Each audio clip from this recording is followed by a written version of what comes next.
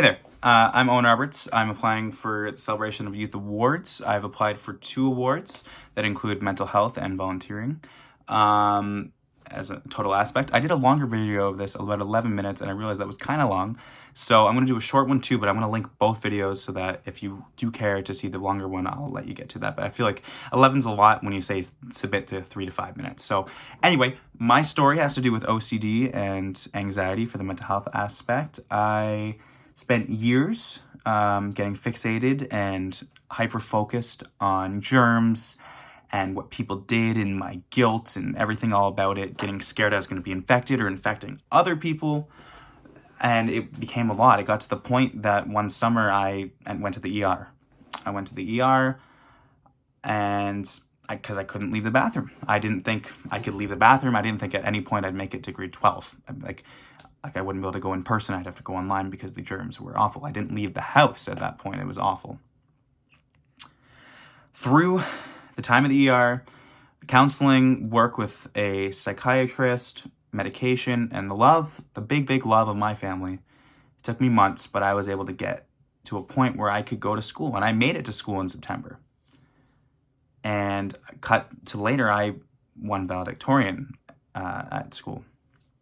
And that's not to say anything dumb or anything, like to brag, but that's me saying that anyone can do anything. And I feel like I've tried, in my speech, I mentioned my mental health journey, and I try to make it clear that anyone can do anything. So I just want to put that in this video really quick, that like, if you're at that low point, you can always get to that high point too. You're stronger than you know. And this is something I could talk for hours about, and I'd love to. If that's something that you would like, I would absolutely love to. Yeah, it got to that point. I still live with anxiety and OCD to this day. It's nothing that ever goes away, but I'm not on medication or a psychiatrist or anything anymore because I can handle it myself through my work with exposure therapy and whatnot, which I would love to get into more. There's more on that in the longer video. But yeah, so that's that aspect. But at the same time that I'm going through all this, I've been doing a lot of volunteering and helping my community. I help with Relay for Life. So this is my Relay for Life committee shirt. I've not only have I done Relay for Life as participants, I've actually been on the committee. And last year, since the last awards that I actually did apply for, since then, I was the lead student in the Relay for Life at Great Lakes Secondary School, which we raised $50,000 for.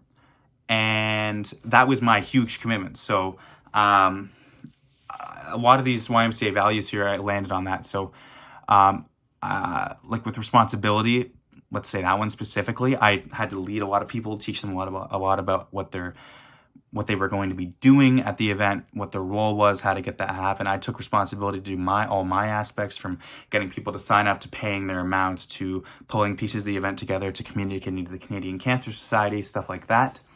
And we really wanted to create a place for everyone, which is inclusiveness there. So we wanted as many people at this event as possible, and we got several hundred there.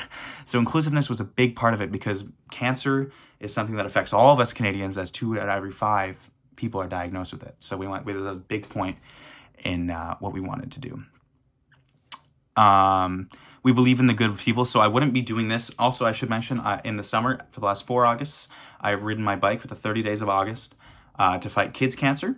And I also, in the last 2 years, have done a mental health matters thing. It was in a class, so it's not really volunteering, but it was for mental health, selling shirts. Our Acts of Kindness Initiative and Mental Health Matters Initiative is one combined thing. And that lands on the point of respect, believing in the good with people for the YMCA thing, like values.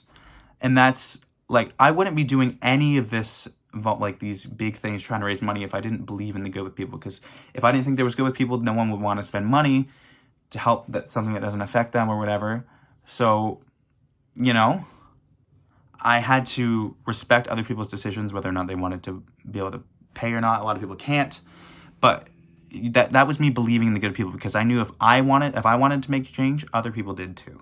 And through selling shirts, through raising money through Relay, through raising money through the Great Canadian Cycle Challenge in the summer, that's what I did. Honesty, I commit to doing all these kilometers. I commit to putting on this event, which I did. I committed to shaving my head in front of the entire school last year, which I did in the auditorium in front of like 500 people.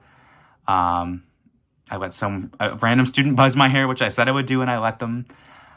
And to taking care, I put as much work as possible into these things, allowing anyone to play a role in these events. I took care in making sure I sold all the shirts for the mental health. I took care in making sure I did all my kilometers and raising the money. I really gave it my all. And at the same time of doing all of this, I was still going through OCD, anxiety, and I still will forever. A lot of this was when it was a peak, maybe not the relay thing more recently, but the rest was. So to me, I feel like I truly can embody a lot of what these awards are looking for. And more specifically, the awards that I've applied to here, the Bellavance Family Award and the Thelma McMurray Award. I feel like I embody the role for that. So anyway, I want to thank you for this opportunity, and I can't wait to chat to you more about it. You take care.